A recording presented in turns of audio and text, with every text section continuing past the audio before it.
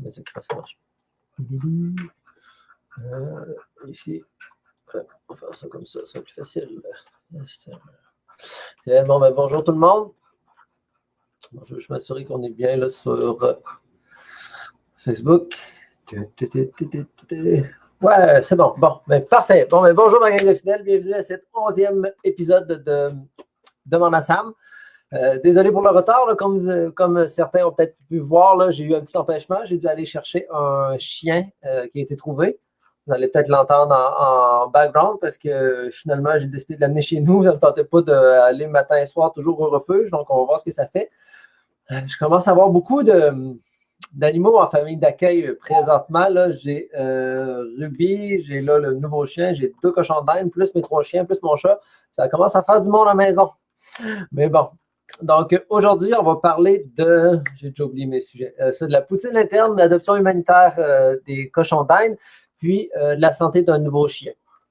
Donc, c'est ça, poutine interne, c'est ça, désolé pour le retard. Aujourd'hui, ça a été une grosse journée parce qu'en plus, je suis allé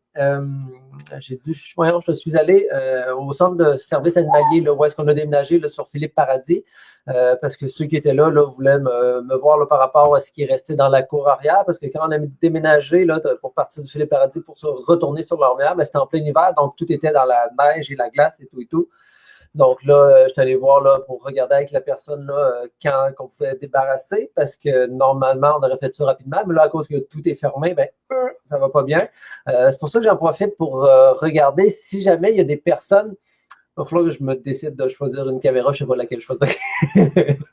Donc, c'est ça, si jamais il y a des personnes qui ont une grosse remorque, parce que moi, avec ma petite remorque, voyons, comment est-ce qu'on appelle ça? Une remorque, on l'appelle un trailer, OK? Moi, avec mon petit trailer fait maison, je ne pourrais pas vraiment apporter tous ces panneaux-là. Puis c'est ça, là, j'ai plein de panneaux parce que c'est nos enclos extérieurs, finalement, là, où est-ce qu'on mettait les chiens. Là. Donc, oui, temporairement, je vais les encore mettre ça chez nous. Là. Je commence à avoir un vrai entrepôt chez nous de stock. Je ne sais pas vous regarder. Donc, c'est ça. Donc, je commence à avoir un gros entrepôt de stock. Mais c'est ça, je vais avoir besoin, là, si jamais il y a quelqu'un là, qui a une grosse remorque chez eux ou je ne sais pas trop quoi, pour qu'on puisse amener toutes les cages, les pans d'enclos, les pans de mur, là, c'est comme du grillage, des enclos. Là. Comme on voit souvent, des fois, sur le base d'autoroute, les grilles, là, en tout cas, des enclos à chiens. Je vais avoir besoin de personnes là, pour, si possible, parce que sinon, je vais devoir regarder pour en louer. Donc, si je suis capable de me trouver quelqu'un qui voudrait bien nous aider ou nous prêter, ça pourrait être bien. C'est vraiment pas pour tout de suite, là, mais je passe tout de suite le message au cas où il y en a qui lèvent la main. Là. Donc, mais éventuellement, là, quand ça va être le moment de devoir tout... je vais me reculer. Quand ça va être de voir le moment de tout aller les chercher de là-bas, là, donc ça va les amener. Ça m'a permis de voir là, les locaux, ce qui était avant justement le centre de services animaliers qui est rendu une shop d'électriciens. Ça fait drôle de voir tout ce qu'on a construit pendant des années, là, maintenant, être plus ça du tout. Là, ils ont fait une belle job, ils ont tout bien repeinturé, ils ont fait des beaux bureaux en haut. Puis c'est ça, avant, où il y avait les enclos à chiens, là, c'est rendu comme du rangement. Donc, c'est plein d'étagères avec plein de trucs d'électriciens. Là, donc, ça fait quand même un drôle de changement. J'en ai profité aussi pour ramasser un peu de stock qui était pris dans la neige. Là. Puis s'il y a des anciens employés qui m'écoutent, là, on se rappelle tous de quoi ressemblait la cour à la Fonte des Neiges. Là. Donc, je suis sorti de là. J'étais trempe parce que le matériel, il flottait carrément dans l'eau. Là. Ceux qui n'est pas au courant, finalement, c'est que notre cour arrière était vraiment pas très pratique à la Fonte des Neiges parce que les 2 terrains des voisins étaient plus hauts que le nôtre. Fait que toute la neige se ramassait là. Donc, on se ramassait avec un lac arrière. Puis le propriétaire qui m'avait dit lors de la location qu'il allait s'en occuper, mais après 4 ans, ça s'en est jamais occupé. Puis là, il l'a vendu à quelqu'un d'autre, transféré le problème à quelqu'un d'autre. En tout cas, tout ça pour dire que ça m'a rappelé de bons souvenirs. Puis, ouais, c'est ça. Donc, je suis allé chercher un chien à l'ancienne Lorette. Donc, le chien, je vais vous le montrer ici. Pour ceux qui le voient à partir de Facebook, puis ceux qui sont sur Instagram, là, je vais vous le montrer ici. C'est un petit coqueur. C'est ça, un petit coqueur là, de 35 livres. Je l'ai appelé COVID, je trouvais que c'était de circonstance. Donc, c'est ça, c'est un petit coqueur, un coqueur d'environ, d'après moi, 8 à 10 ans, qui a été trouvé à l'ancienne Lorette au Durand. au Rona Durand, en tout cas, à la quincaillerie sur Notre-Dame, à l'ancienne Lorette. Un mâle castré, environ 8 ans, de 35 livres. Donc, s'il y a quelqu'un qui cherche son coqueur, juste à nous contacter, là, appelez au 418-840-1000. Ça va vous donner le numéro là, pour nous rejoindre. Donc, c'est pour ça que présentement, je l'ai chez nous. Donc, j'aimerais bien retrouver son propriétaire. Donc, tantôt, je vais passer une petite annonce là, sur... désolé. Donc, tantôt, je vais passer une petite annonce là, sur Facebook là, pour mettre sa photo. Là. Donc, s'il y en a qui peuvent partager pour essayer de retrouver son propriétaire, ça serait bien plaisant parce que j'espère qu'il s'est perdu et que ce n'est pas un abandon dans la rue. Je le souhaite de tout cœur pour le petit Pitou. Donc, c'est ceci pour la poutine interne. Je vais vous enlever ça ici. Ensuite, adoption humanitaire des cochons d'Inde. Je vais vous expliquer un peu. Désolé, je l'aurais fait d'un saut. Je vais vous expliquer un peu c'est quoi une adoption humanitaire finalement. Une adoption humanitaire, ça nous arrive parfois de faire ça au refuge. C'est qu'un animal est plus vieux, c'est ça, c'est quand l'animal est plus vieux, c'est quand l'animal, des fois, peut être malade, il peut avoir certains problèmes ou des fois de comportement. On fait une adoption humanitaire, c'est-à-dire qu'on donne l'animal à la personne, puis en fonction des besoins de l'animal, on signe un papier disant, on vous le donne, exemple, on vous donne le petit chien, mais vous devez, en dedans de X nombre de mois, faire le détartrage parce qu'il y a besoin de détartrage. Puis nous, comme on ne peut pas se permettre au refuge de faire le détartrage parce que souvent, c'est beaucoup trop élevé pour ce que le refuge peut se le permettre. Donc, c'est des choses des fois qu'on fait où, exemple, l'animal a besoin d'une opération quelconque, ou il est trop vieux, il est rendu à 12 ans, puis on sait qu'il n'en reste pas longtemps.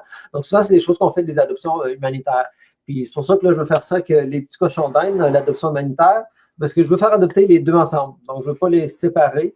Parce que je ne suis pas un expert des cochons d'Inde, mais de mémoire, les cochons d'Inde, tout seul, ça n'aime pas bien ça. Ça aime ça être au moins à deux. Je crois que c'est deux femelles. Comme je vous dis, je ne suis pas un expert dans les cochons d'Inde, mais je crois que c'est... Ah, je sais, c'est pour ça que ça ne marche pas. Là, ça marche. Je vais arrêter de faire ça. J'avais juste oublié de descendre ma caméra. Donc, je vais vous montrer le petit cochon d'Inde. Ça, c'est le cochon d'Inde numéro 1. C'est le petit à poil long. Comme je vous dis, je ne suis vraiment pas un expert des cochons d'Inde, mais je crois que c'est deux femelles. En tout cas, quelque chose que je sais, c'est deux du même sexe, parce que c'est pareil. Mais chien-chat, je suis capable très aisément de dire mâle-femelle, mais les cochons d'Inde, ce n'est pas ma force. Alors, je crois que c'est deux petites femelles qu'on a. Donc, ici, la première. Et ici, la deuxième. Puis la raison pour laquelle, justement, là, je vais avec l'adoption humanitaire, c'est parce que, un, je ne connais pas leur âge. Deux, en vue des circonstances du COVID, c'est ça. Puis je commence à en avoir beaucoup à la maison aussi, là, donc je vais être heureux de trouver un foyer pour eux autres. Puis je veux des personnes qui vont bien s'en occuper, par contre. Et la raison pour laquelle adoption humanitaire, je ne sais pas si on va le voir, là, mais elle a une petite bosse, vous voyez ici, là. Puis des fois, ça apparaît chez les cochons d'Inde qui sont un petit peu plus âgés ou qui justement elle a un problème. Là. Ça, c'est sûr et certain. Donc, c'est pour ça que je veux quelqu'un justement qui va les prendre. Puis je ne sais pas, il en reste-tu pour un an, il en reste-tu pour 2-3 ans, ces petits cochons d'Inde-là, je ne le sais pas. S'il y en a qui se rappellent de l'épisode là, que je leur avais montré, que j'avais montré les griffes à quel point ils étaient longs, on voit que ce pas des cochons d'Inde qui ont été bien entretenus. Mais sont quand même super gentils, honnêtement. Ils sont vraiment gentils. C'est sûr que quand on les sort, là, ils cherchent un petit peu à se cacher, mais ils ne cherchent pas trop à se fuir de nous. Ma petite fille les aimait bien. Ils sont extrêmement gourmands. Okay? Ils adorent le céleri. Il est très bien gros sur le céleri. Le brocoli aussi aime ça. Les carottes, un peu moins. Mais c'est ça, céleri, brocoli, là, ils en demandent constamment. Fait que, sont chanceux que je suis un gros mangeur on a des gros mangeurs de légumes chez nous parce que ça nous permet de leur en donner beaucoup quand on cuisine. Donc, c'est ça. S'il y en a qui sont intéressés, juste à me contacter. Je vais vous mettre mon adresse courriel ici. C'est ça, il y a juste à me contacter par courriel ou en messagerie directe, là, de n'importe quelle manière. Là. Donc, s'il y en a qui sont intéressés, là, adoption humanitaire, c'est-à-dire qu'on vous les donne, puis on veut que vous en preniez bien soin, c'est tout ce qu'on désire. Allez, hop, reviens ici, toi. Puis, ensuite, la question du jour. Aujourd'hui, il y avait juste une question. Veux pas.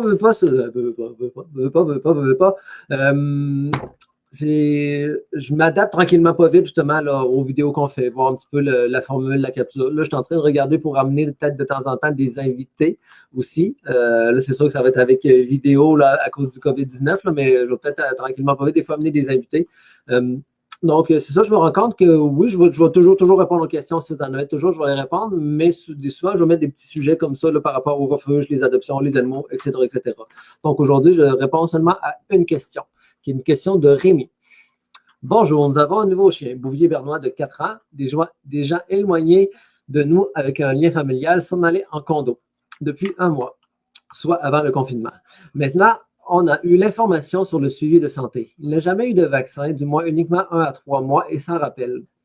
On a des enfants 6 et 7 ans. On a une certaine inquiétude maintenant en lisant sur le sujet, genre la race et les impacts sur les humains, en plus que les vétérinaires traitent techniquement les urgences en mode confinement. Vous en pensez quoi? Vous feriez quoi? Genre la rage, je veux dire, mais j'ai mal lu, OK? C'est ça, parce que je savais qu'il y avait rage dans l'affaire. Genre la rage et les impacts sur les humains, OK? Pas la race, genre la rage. C'est ça ce que je lui ai répondu, parce que ça, là, c'est une question que j'avais eu un certain temps, puis j'avais déjà répondu là, directement à Rémi, mais qui est un ancien collègue d'école en plus, ça m'a permis de le retrouver. C'est ça, quand on se fait donner un nouvel animal, oui, ça peut toujours être bien d'aller chez le vétérinaire. Là, Rémi, c'est quelqu'un qui connaissait de sa famille, donc en principe, il connaissait un petit peu l'animal, savait si les personnes en ont bien pris soin ou non. Parce que nous, quand il y a un animal qui arrive dans le refuge, ben, on fait un examen de base. C'est sûr qu'on ne peut pas faire des examens poussés, mais d'aller chez le vétérinaire pour faire un examen de base, c'est toujours une bonne chose. Parce que au moins le vétérinaire va pouvoir déceler. C'est sûr que si on veut, c'est quelque chose que je veux quand même recommander, si on peut se le permettre, de peut-être lui faire une prise de sang aussi pour faire un bilan sanguin pour en savoir un petit peu plus justement sur l'animal. Puis lui, il s'inquiétait justement un petit peu par rapport à la rage. Je vous dirais, la rage, c'est vraiment pas quelque chose d'inquiétant parce que le dernier cas de rage de transmission à l'humain, je pense, c'était en 2000 par une petite fille. Non, les cochons d'Inde ne sont pas encore sur la page. Je vais les mettre tantôt sur la page. Puis c'est ça. Puis un cas là, de rage transmis à un animal domestique, c'est quand même vraiment rare. Souvent, les animaux qui sont porteurs de rage, ça va être juste les chauves-souris, les ratons laveurs, mais ça va plus être souvent dans le bois. Donc, c'est vraiment rare qu'on puisse avoir la rage. C'est sûr que quand il y a une morsure, la MAPAC demande toujours là, de garder l'animal en observation pendant 10 jours pour être sûr qu'il n'ait pas la rage. Mais regardez, là, j'ai jamais entendu un animal domestique, moi, qui a eu la rage. Donc, c'est pas quelque chose qui est à se stresser. Mais par contre, d'aller chez le vétérinaire pour faire un suivi de santé quand on a un nouvel animal, ça, c'est quelque chose de vraiment important. J'ai pas oublié, la semaine passée, je vous ai dit que je vais vous parler de l'histoire de Hunter. C'est toujours sur le sujet, là, je pense que je vais vous en parler demain. Ça va vous montrer l'importance des fois de pousser un petit peu plus sur les examens. Mais c'est que ça fait que d'aller chez le vétérinaire juste pour faire un petit examen général, le vétérinaire au moins va voir tout ce qui se passe dans son animal. Ouais, c'est ça. Sophie me fait penser justement, là, on va avoir certains animaux en famille d'accueil. Là, on est en train de regarder là, parce que c'est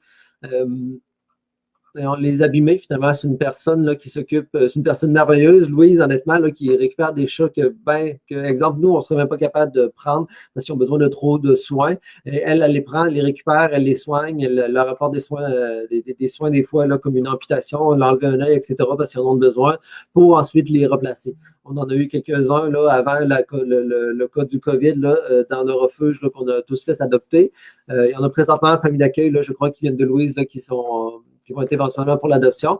Puis là, Louise, on en a plein d'autres là, présentement. Donc, on est en train de regarder ça avec nos familles d'accueil pour placer ces chats-là en famille d'accueil. Faut que je regarde ça parce que je n'arrive pas à prendre le dessus sur mon ouvrage, là, mais là, je sais que j'ai eu certains suivis, certains courriels. Donc, je crois qu'on va peut-être être correct dans nos familles d'accueil. Sinon, je vais faire un petit message là, pour voir, là, pour s'en trouver.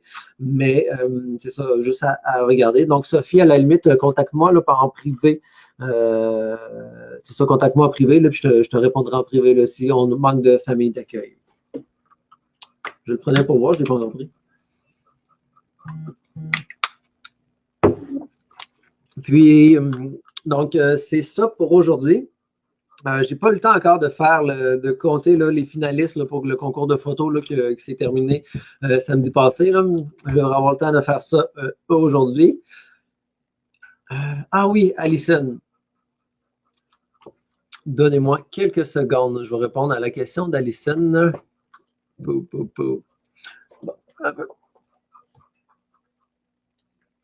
parce qu'Alison me demandait, parce que je vais vous montrer une photo en même temps, elle m'avait envoyé une. Ah non, je pense que j'ai ça ici. J'ai beaucoup d'écrans. Moi, je suis quelqu'un qui travaille à beaucoup d'écrans. Il va falloir que je trouve comment faire quand je fais mes lives pour être sûr que tout est aux bonnes places. Vidéo devant l'ensemble. Ça ne sera pas bien long. Désolé pour le. Ah, ici. Parfait. Ça ici.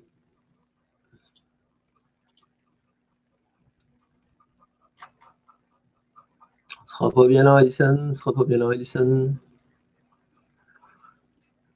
Merci de me l'avoir rappelé. Je suis tellement à la tête un peu partout ces temps-ci que j'ai de la misère à. J'ai toujours eu de la misère à focusser. Okay? Je suis un peu comment est-ce qu'on appelle ça? J'ai besoin de mots, OK? Déficit d'attention, un peu. J'ai un léger déficit d'attention. Donc, ici, bonjour, j'aurais besoin de vos conseils concernant mon chaton. Mon petit garçon de 8 mois mitaine, à 2 pouces presque collés l'un sur l'autre. Je me demandais si je devais aller chez un vétérinaire pour lui faire enlever. Chez un chat, honnêtement, ça ne vaut pas la peine de lui faire enlever. À l'exception, si vous voyez que c'est vraiment problématique. Mais même s'ils sont vraiment collés, parce qu'en tout cas, désolé Instagram, vous ne voyez pas la photo.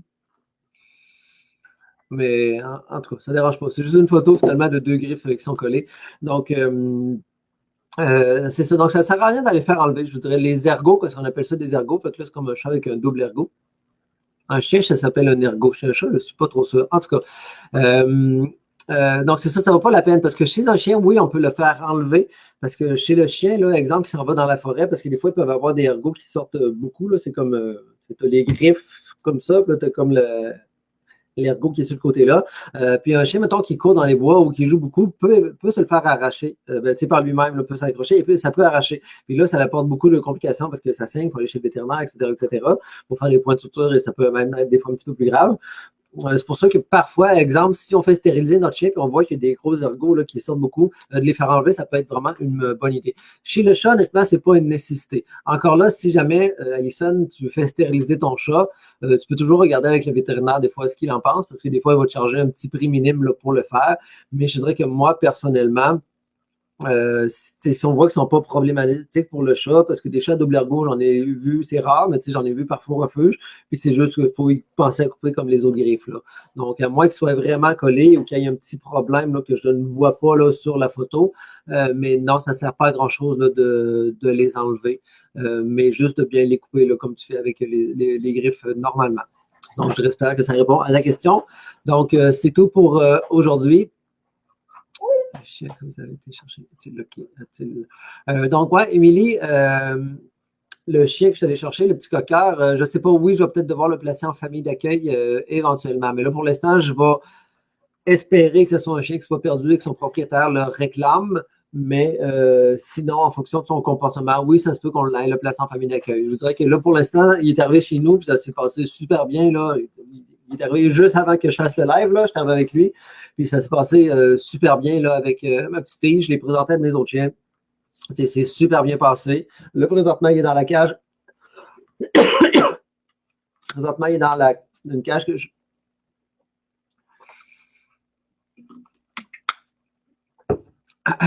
Désolé. Il est dans une cage que je lui ai montée, puis il chigne un petit peu, mais regardez, là, il vient juste de se coucher. Là, fait que, d'après moi, là, ça va être un super de mon chien qui va être. Ils ont besoin d'une famille d'accueil. Sans nécessairement trop de restrictions ou de besoins, parce que je crois que ça va être un chien vraiment facile. Donc, mais c'est ça, je vais en parler éventuellement là, si jamais on a besoin pour COVID, parce que j'ai décidé de l'appeler COVID. Sur ça, je vous souhaite une bonne fin de journée. Si vous avez des questions, n'hésitez pas à m'envoyer des questions là, en privé, sous les publications, n'importe quoi. Partagez, c'est important de partager. C'est important aussi de me donner vos commentaires si vous aimez, si vous n'aimez pas, etc., etc. Puis, ben, tant que vous avez des questions, j'ai les réponses. Merci beaucoup. Au revoir.